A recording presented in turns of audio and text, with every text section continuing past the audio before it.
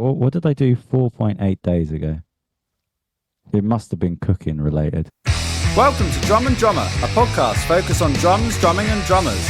I'm George Pickering and that's Ben Winty, and we are both professional drummers in this business we call music. So stick around and join us as we pass the time whilst trying to stay in time. Are you enjoying wedding season being back on? Obviously not. Yeah, clearly not. Long live the king. We said we weren't going to mention it. That's all we're mentioning. George. I thought he meant as in like that's all we're going to talk about this episode. The Queen. No. You Right, right, boy? that's royalty done. Never speak of it again. Yeah, I'm good.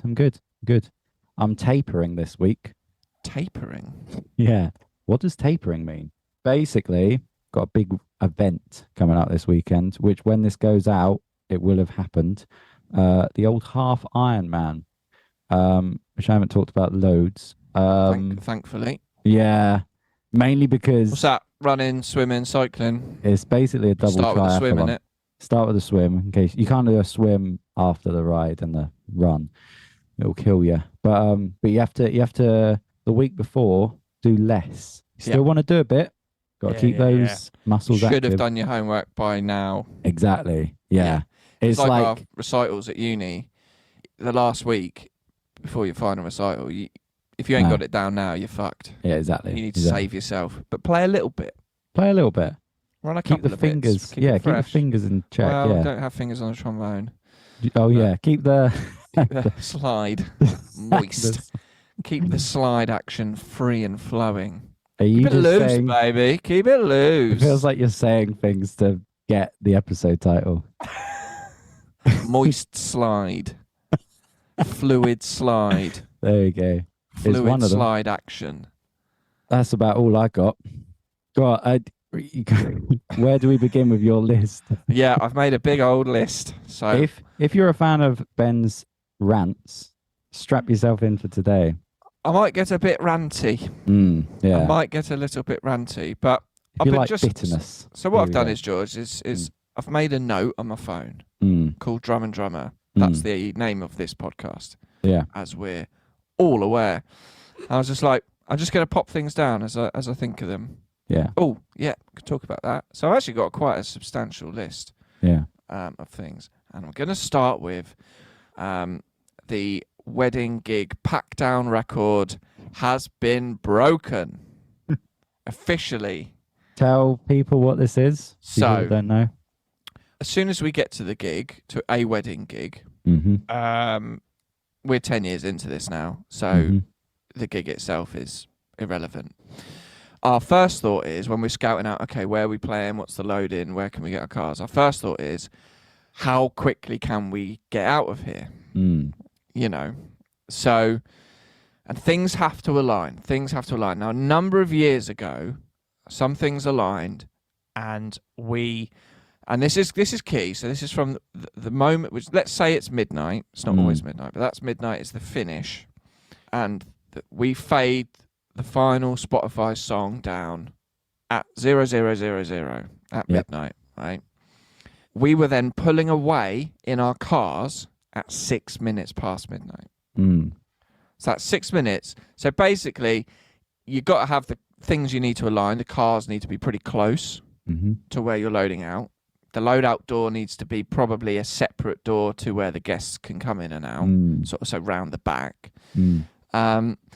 And what you do is, let's say you finish playing at we try and finish playing live before the curfew. So then let's say we finish playing at 11 and there's an hour there. So you can get the drummers packed down. You can get the bass rig, the guitar rig. You can get a keyboard rig, vocal mics. You can get that all packed down and get some of it in the cars, right? So what you're left with is the PA set up playing and the lights set up playing the disco music. Yeah. And then it's fade down at midnight. Yeah, well done. Your wedding's over. Cheers. Bosh, bosh, bosh, bosh, bosh, bosh, bosh. It's all in the car, pulling away 6 minutes past. We set that record maybe 5 or 6 years ago. Now, last year, decade, broke that record. We did 5 minutes. 5 minutes. The other week, freshman year, 4 minutes. 4 minutes. Midnight, music went off. We were pulling away in the van at 4 minutes past 12. That's pretty good, isn't it? That's pretty good. It's pretty good. And it worked out well. We were in a van. So there's only 3 of us in the band. So we were in a van. The van was right next to the door. And the door was behind me. So it was a separate exit for us. And we got everything, drums, bass, and guitars packed away. And then we entered what we're now calling purgatory, which is the point of time where there's nothing else you can pack away. And now you're just waiting for the curfew. Yeah. Yeah. And then we discussed this. You have to plan. You have to plan, George. Yeah. We were like, right, we're going to make sure we're all changed. We've got the map up on the sat-nav ready on the phone. We've all got our water refilled. We've all been for a piss. Yep. So when that midnight comes around and we all assign jobs, right, Neil is going to lug the speakers into the van. Mike is going to be on cables. And I'm going to be on the Behringer head and all the stands. Bang, bang, bang. And we're literally racing round like, get this in, get it. And we had a van, so it didn't matter what order the things went in, so it played to our advantage. We're like, let's go, go, go, go, go. And then we're like, have we broken the record yet? We have now, as I pulled away 4 minutes past 12. Lovely. And that was only positive out of that gig. Well, that's good. So that's Jesus, this is. But 4 minutes, yeah, 4 minutes. Well done. You well got done. 4 minutes. You're burned to a crisp. Did you say bye to the bride and groom at least? No. Well, they didn't say hello, so. Oh. Yeah. So I just wanted to put that out there. I dare any of you to beat that record. I literally don't think anyone cares. No one cares. And I know what you're thinking now. You're thinking I tried to pretend I beat it once, and you got annoyed at me because I hadn't left it. Yeah, you hadn't driven away. Look at this. You sent me a voice note. I know how to get you angry. Time. Yeah, there you go. Look. Absolutely ridiculous. It's like when someone tried to claim they beat me at the Pizza Hut buffet challenge. They hadn't. They didn't eat the crusts, right? Go on, what's next on the list? Next on my list. As your therapist. A couple of weeks ago, we sort of briefly mentioned about I was getting an itching for a new snare. Oh yeah, okay. So I was just wondering, is there anything on your drum shopping list? Well, I said the same. I want a new snare. That's all I really want. The kit is fine. It's great, actually. The only downside is the kick's too big. It's way too big. And I'm thinking maybe I'll get a whole new kit. So let's talk. Oh. Yeah. Okay. First of all, I want to delve into the kick's too big. Yeah. Now, is this just a physical thing that it's just too big for your car, too big to lug around all the time? Too big to lug around. Or too big because it's too big in sound? Sound. What you're doing? Yeah, both. All of C. Option C. All of the above. All of the above. Yeah, taking up too much room in the car. Also, when you do a small place, it's fucking heavy. It's heavy, yeah. But also just, looking into more of the science of a drum. And if you ever, how's the best way to say this? It isn't sexual. A shorter girth. No, not even girth. Length. Depth. Depth. There we go. Depth is the word. Depth. So if you have a smaller depth, distance between the two skins. Exactly. Let's just spell it out. For the air gets from one skin to the other quicker, and it's punchier. That's what I want. I'm all about punch. You know what I mean? All about punch. But my distance is about as long as it can be. So, what's yours at the moment? I think it's 22 or it's 20. It's in the 20s. Yeah. But it'd be great to have a 14. You know what I mean? Wow. Yeah. For two reasons. One, it's smaller. Yeah. But also punch. You know what I mean? Have you played a 14? No, I haven't. So what would that be? A 20? Well, maybe. Or would you have to go 18? Well, I mean, don't quote me on this, but I'm pretty sure Ben Thatcher from Royal Blood, his is something like that. It's like 22 by 14 or some. It's really sort of like, We'll the depth is small. That. Yeah, we'll fact check that. Why not go? But 16. Maybe 16. I don't know. Yeah, 20 by 16 feels a bit more sensible. I'll look into it. But I mean, first of all, I need to find which kit. I need to Yeah. try So some okay. So kits. maybe a new kit. Maybe a new Okay, kit. I'm yeah. just a bit jaded with this one now. Well, you've had it forever. 10 years, yeah. Yeah. And And you've only been playing drums for 7. So work that one out. that's good. That is good. Yeah. But before that, snare. I want a new snare. I want a deeper snare. I want just, I don't know. I just want to change it up. Yeah. Just want a fuller sound. Is there anything on your radar? Well, it'd be cool to have a BDC one, wouldn't it? Because Since chatting to Mel, that's all I can think yeah. about. Is that what you're thinking? Yeah. I think I'd really love to at least try one of their Merlin snares. He seemed to say that was like the all-rounder, like yeah. You know. So, yeah, but still on my list, I mentioned a while ago, is a new ride. New ride cymbal. And I actually went down to Graham Russell Oh, yeah. a week. Yes, because I spoke about the Norm Archer album that I played on a few tracks last year. Well, I just tracked the whole second album. Nice. And I'm going to blow my own trumpet. I did it very quickly. Yeah. Yeah. Just One take? Whole album, one take? No, but three takes a song. Did my homework. I've mapped it all out. He sent me some demos with programmed drums for me to match. Yeah. Did my homework. Smashed it. 6.5 hours day 1. 3 hours day 2. Cheers. 13 songs. Nice. All right. But I thought... It is your studio, though. It is like you're not coming in, willy-nilly. You have got the prep. Yeah. So... Well done. I was like, thank you. I was like, okay, I'm going to do the respectful thing and reskin my kit. Yeah. It's done a whole wedding season stuff. And it's like, I'm doing a lot of drumming on this album. So pop down old Graham Russell to get some new skins and sticks. And I was chatting to Jack, who works there. And he recommended and helped me pick out my Sabian crash cymbal, which I fucking love. So I said, oh, thanks again for helping with that. I absolutely love it. And I said, I'm thinking about getting a new ride because I've got an A custom projection and it's a bit pingy and a bit gongy. You get a lot of ping and a lot of from it. It's quite a thick cymbal. And he said, well, you should try the Sabian HHX Evolution ride. And I said, and I hadn't gone in there to buy a ride. Yeah. But then my brain went, I said, have you got one in I could try out? Because then I thought in that half split second, I was like, because if they've got one, I like it, I'm going to buy it. And they didn't have one in stock. Ah, that's a shame. So in a good way, stopped me impulse buying a new ride. Yeah.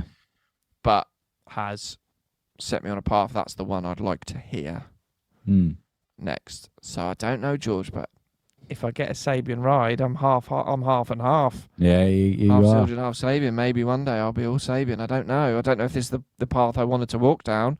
No. But I'm liking it. Yeah, you are. I'm liking it. Yeah, you're half and half. You're dipping your toes in. More than your toes. Your ankles.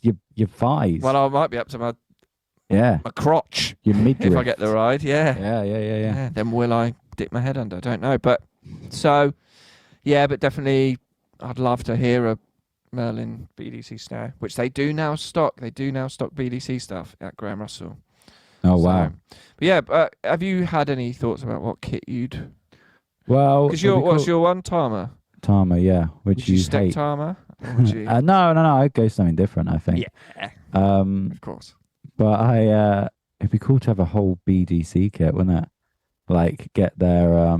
What were the two makes? Legend and Lounge. Yeah, get a Legend with a snare, and then just to keep things fresh as well. Just to, I don't know, the way in our last. Would you go? Go on. Just one up, one down. Yeah.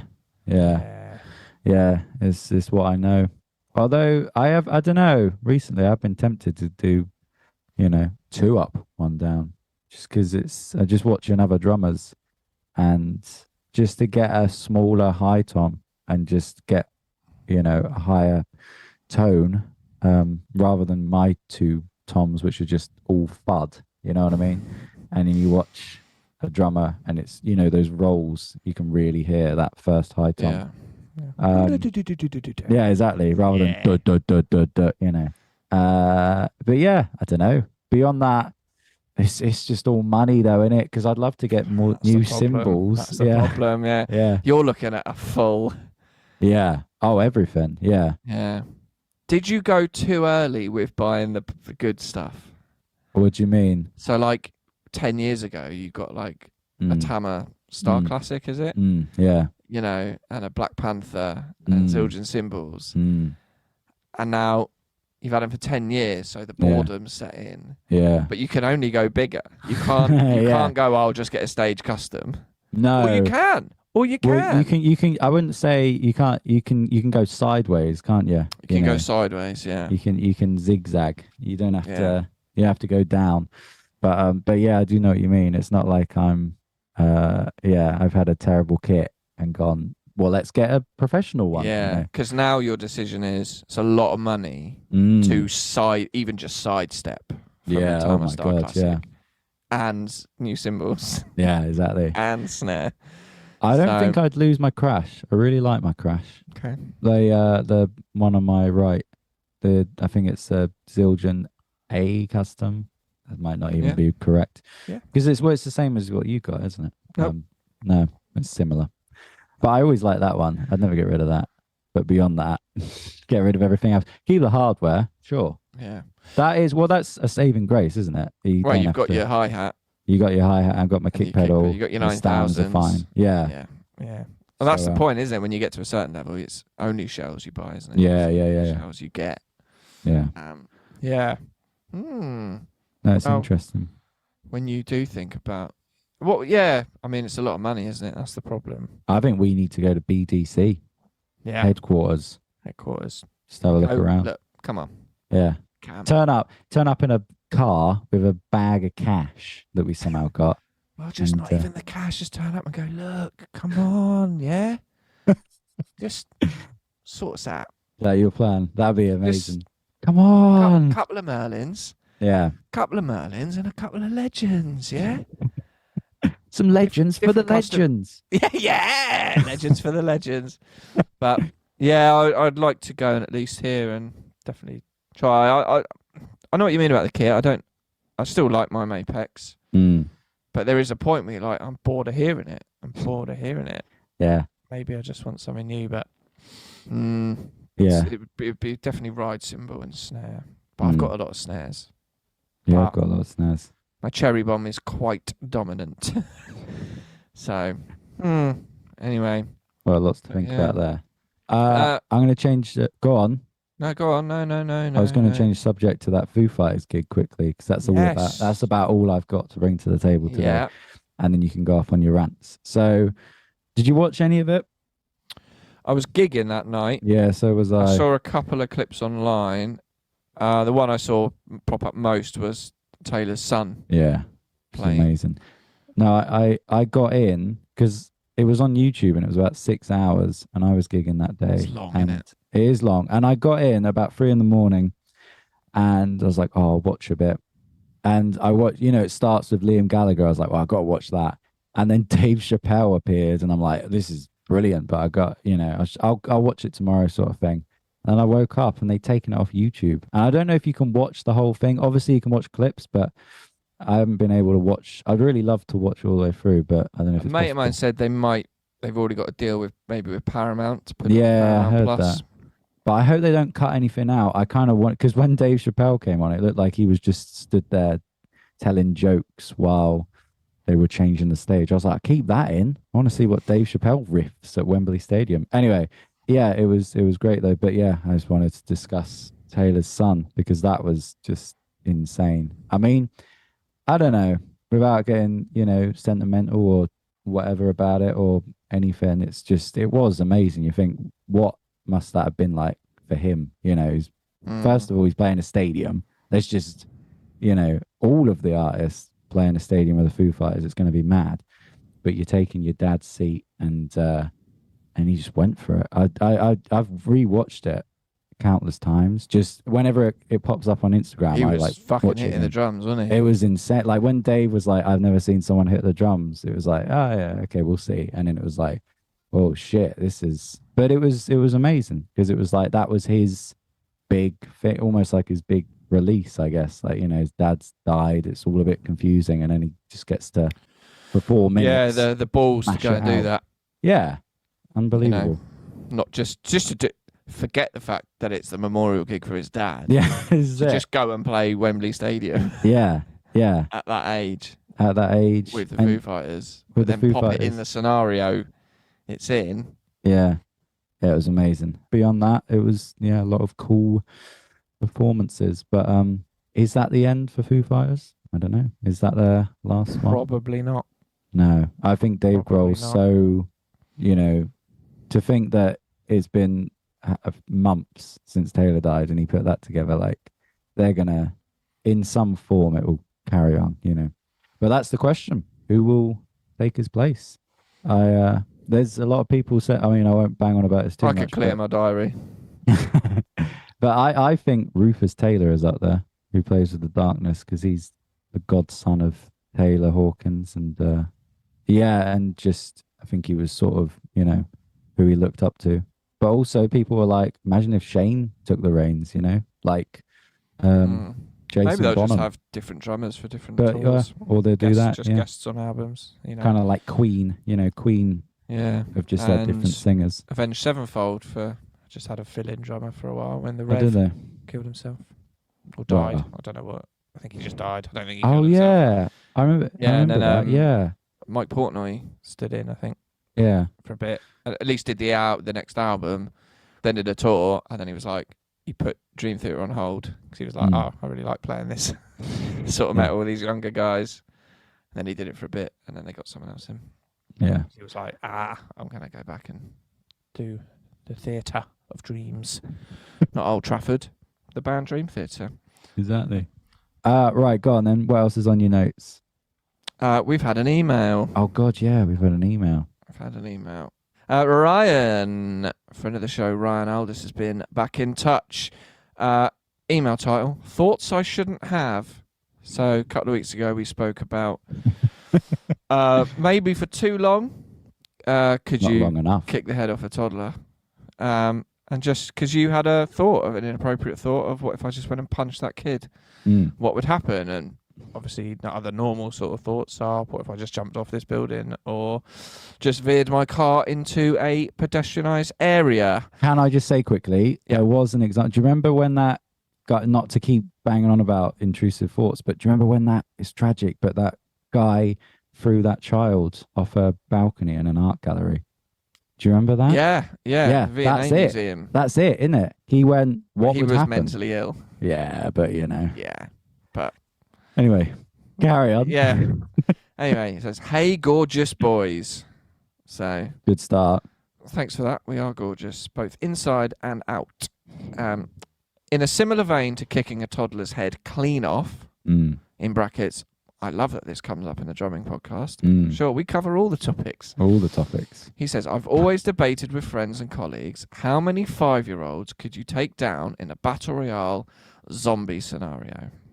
When talking with colleagues, I always preface this with it's a zombie apocalypse and the 5-year-olds are zombies to avoid getting the sack. Ryan reckons, he said, I've always thought it'd be about 30, depending on the frequency of the waves and I guess the speed of the 5-year-old. Surely chubby little guys would be easier to tip over and just roll away, or would they take more energy to knock down? Ramble over. Love you guys. So, interesting. 30 zombie children. Yeah. Yeah. Is that hard to know? But that could be absolutely fine or very, very difficult. I've never been in that situation, so... No one has. What are we allowed weapon-wise? Well, I was thinking about this. Because is this a Call of Duty thing? Zombie apocalypses are... Oh, right. I didn't know if it was from a game, because I don't know. Well, some games have, like, zombie mode. Yeah. Like Call of Duty and Red Dead Redemption and stuff. But no, just you know, you're 28 days later, you're 28 hours later, or whatever it's called, 28 weeks later. I Am Legend, you know. Yeah. I watched something on Netflix I think it's a Korean program, and it was basically about a zombie outbreak, Right. and it was mainly centered around a school, high school age, secondary school age. I think they've depicted very well actually how tough it was to when a child zombie is fully enraged. Yeah. How difficult it is. The strength, they almost get they get really strong, you know. And actually, it's quite hard to put away. Now, 5-year-olds, I don't know. So let's imagine you're sort of walking through a village sort of thing, you know, and you're kind of walking past like a primary school. Yeah. And the zombie infection has quickly swept through the primary school. Yeah. So let's say you've got things found in a primary school and it's grounds at your disposal. So you're in the primary school? Well, okay, let's change it slightly. You're a drum teacher. Oh, yeah. Teaching in a primary school. Yeah. You start in your classroom. Right. You're in the little room you're teaching in. Yeah. Right? And then all of a sudden, at the door, you're waiting for your next student, a zombie little kid comes up to the glass and it's like, ah. So you're in your room on your own, right? And you've got to get out. Yeah. You've got to get out. Teachers are dead, forget that. Okay, cool. So first off, in your room, you've got sticks. You've got sticks, yep. Hardware. Yep. Symbols to throw and slice off heads like a discus. Yep. You've got some equipment. Yep. And obviously as you go through the school. And I guess, yeah, it depends if you're like in a corridor situation. I don't know. I just don't know. 30 seems. Do you have to, is it like you kill 30 or you just have to get past them? I think this is take down. He says take down. Take down. Because that could be. I think it's got down, to be. I think it's got to be. You know, it's usually an implement through the head, through the brain, that kills them. So.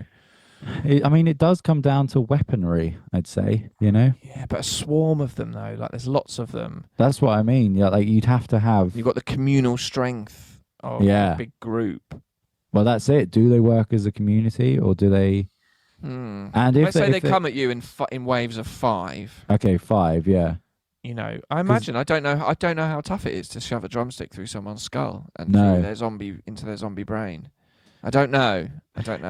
No, but I think it would be knackering. I think it's like when you do boxing, and you're like, oh, 3 minutes is insane. Yeah. Insanely knackering.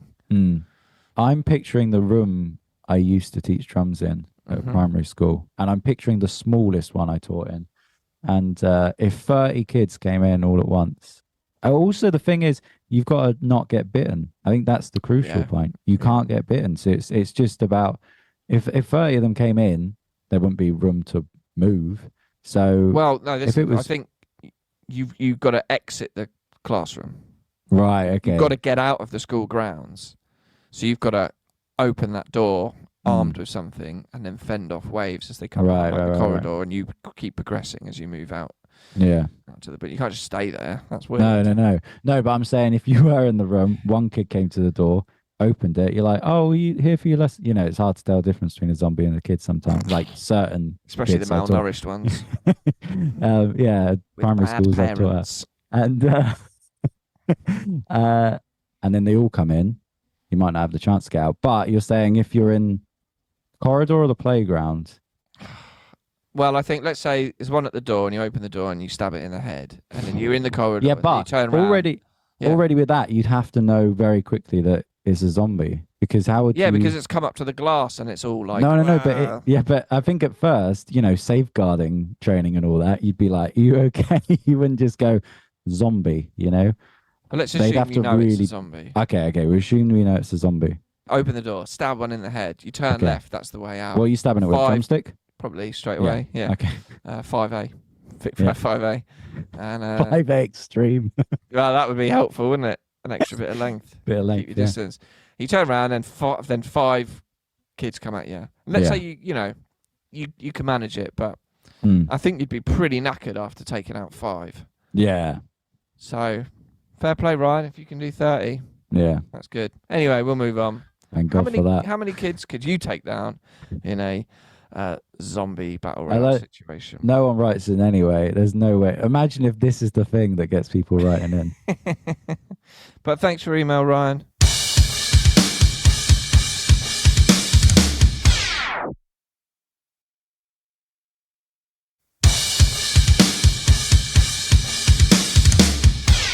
Right, I might go on a little bit of a rant.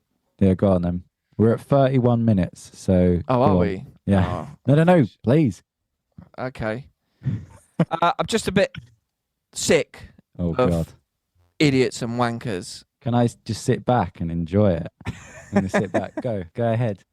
So, wedding season. Primarily it's June to August, end of August, but it is quite busy, usually in April, May, September. Yep. And just this September, I'm not naming any names, but this September, I feel like people have really letting themselves down. Yeah. Because actually, you feel like you come out of August and then the new year academic year, whatever, starts. Yeah. And it's like, you've been on your holidays. And people then just think, I can sort of take it easy now. Mm. And it's like, no, actually, September's just as busy as August was. Mm. And yes, it's been a long, tough summer of gigging. Mm. We've still got some fucking gigs to do. Mm. And there's just been so many people just trying to get out of gigs with a week, 2 weeks notice. Various reasons, some valid, some not valid. And it's like, no, you fucking said you could do it. Mm. So fucking do it. It's in a whim. This job, as much as I hate it and lambast it for being whatever it is and whatever I consider it, I turn up and I do the fucking job. Mm. Do you know what I mean? And I think some people start to take a bit of a lax attitude towards the end of the season and go, I can't remember, I'll just see if I can get that one off. No, it's been in your diary for a year. Yeah. This shit isn't last minute. These gigs aren't last minute. It's been in your diary for a year. Fucking do it. And some of the reasons are just not good enough reasons.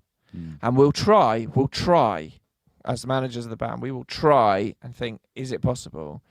But sometimes, like, the gigs are fucking week away.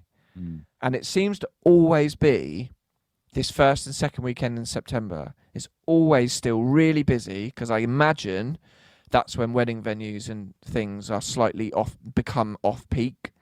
So weddings are a bit cheaper. So people fucking book loads of them, and they still want bands. And it always just seems to be the weekend. And people plan your fucking lives. It's not, you know you've got a gig that day, and you know you've had the information on where that gig is for a year. Think ahead. Mm. Fuzzy thinking. Do you know what I mean? Yeah. And I'm just getting a bit sick. Like, I'm holding my end of the bargain up here. Mm. And I hate this more than anyone, yet I'm still doing it. Why can't people just fucking get on with it and do it? And the other part of this as well is there's a lot of people I've played with this summer who just don't fucking learn the songs. They don't learn the songs. Mm. And this is not groundbreaking music that is difficult to play. This is Brown Eyed Girl. This is Happy. This is Sex on Fire.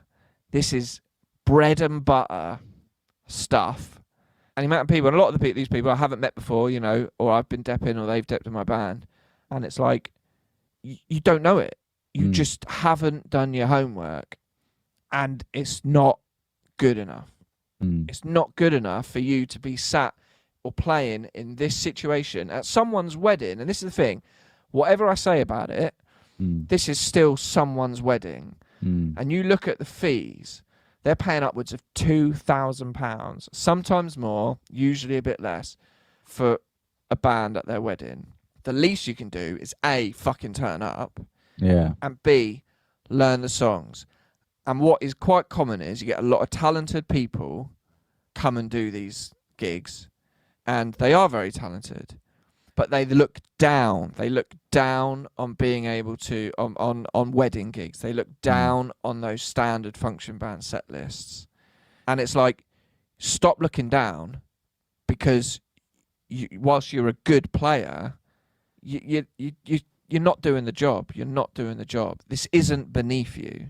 Mm. this is a very valid way of earning some good money playing music. Yes, you're not playing a fucking festival, and yes, you're not on tour with a successful chart act. You're playing at someone's wedding, but they're paying a lot of fucking money for us to be there.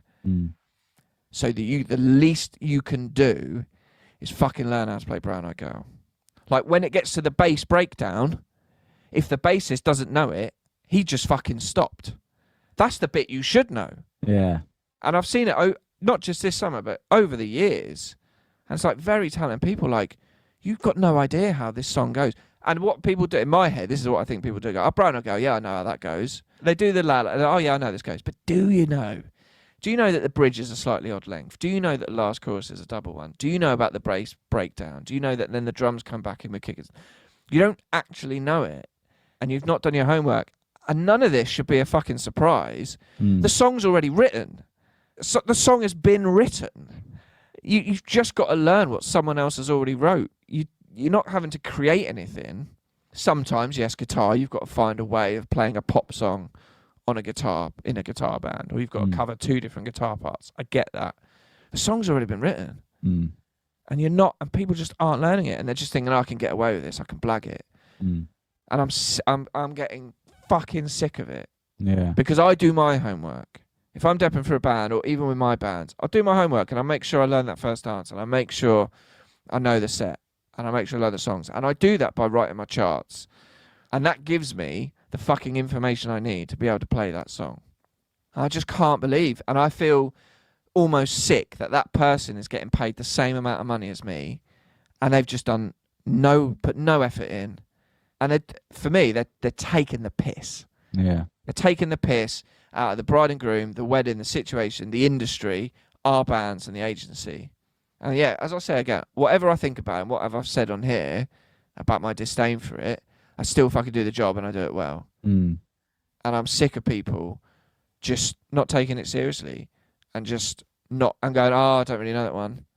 Well, why not? Yeah. You fucking had this information for a while, and this is the job. This is the job. But I know what you mean about the whole, they think it's too good for them. Because I've seen it with, it's a different thing, but amongst theatre people, and it's like the West End is the top thing to do. And if you're not on the West End, but you want to be in theatre, you're looked down upon because, it's not seen as the top thing. And I think, function bands, they're sort of that not middle ground, but, it's up from pub bands. But to people, in the summer, they're like, oh, I wish I was doing, a festival run. Or maybe those people are people that have done, festival runs or things with other acts. But it's like, it doesn't mean that you should. I play pub gigs, and I never ever looked down on it. You know what I mean? I did one with, our friend Sarah the other day, and it was awful. She won't mind me saying that. She was aware it was awful. But at no point did I get cocky and say, oh, I'm better than this. I get paid more. And I just went, I'm happy to help out. And I went with what it was. And I didn't even care about all the things that, but I think I'll say one more thing. Well, look, if you play football in League Two, you're not in the Premier League, but you still got to fucking win your match. Yeah, it's tricky. But you made a lot of good points. Just been this run, and it's just like, come on, people. Yeah. Come on, you got to step up. I would say one more thing. I just needed to rant on it. I just needed to get it out there because people have been boiling my piss recently, and I'm getting sick of it. No, I liked it, and I quite like, as much as that was a solid rant. There will be people listening that will be like, yeah, I hear him on that. Cool, right? Probably ain't got time for Tom of the Week or Drum Dumpster. No, and I haven't thought about it at all. Perfect. Although I did see something for the Drum Dumpster next time. Lovely. Well, there you go. Something to do with cymbal stands. Nice. Do you feel better? Do you feel cleansed?